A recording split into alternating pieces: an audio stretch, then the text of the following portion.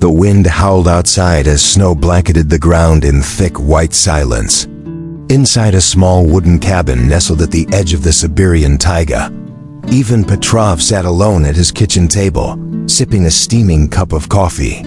The windows were frosted, the fire crackled quietly, and the only company he had was the occasional chirp of a distant bird. Winter in Irkutsk was harsh and long, but Ivan was used to solitude. A retired forest ranger, he had spent his life among the trees and wildlife. Yet nothing could have prepared him for what he saw that morning. Through the fogged-up window pane, he noticed movement near the tree line. At first, he assumed it was a deer or perhaps a lone wolf, but as the figure drew closer, his heart skipped a beat.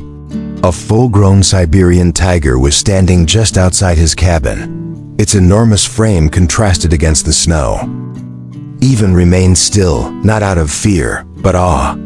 The tiger did not growl or threaten. Instead, it lowered its head slightly and stepped aside. Behind her, lying weakly in the snow, was a tiger cub, small, injured, and shivering. Years of experience told Ivan what he had to do. With calm movements, he opened the door. The tiger stepped back but didn't flee. Ivan knelt beside the cub, wrapped it in a wool blanket, and carried it inside.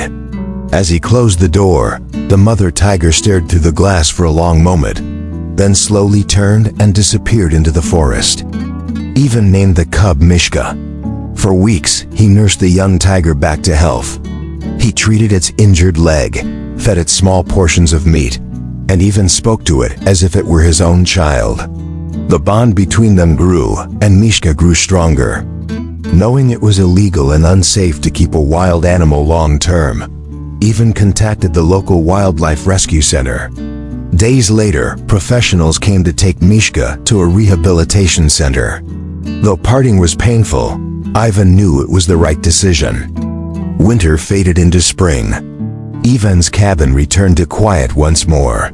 Then, one morning, he woke to find something lying on his doorstep, a fresh haunch of venison. Next to it were paw prints, large, unmistakable ones.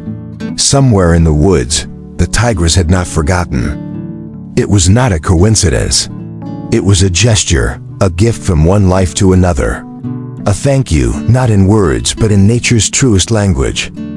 And in that silent moment, as the sun rose over the trees, Ivan smiled, feeling a connection far beyond words, a shared trust between man and beast. Thank you for watching the video. If you enjoyed it, please comment 1. And if you didn't, just hit like. See you in the next videos.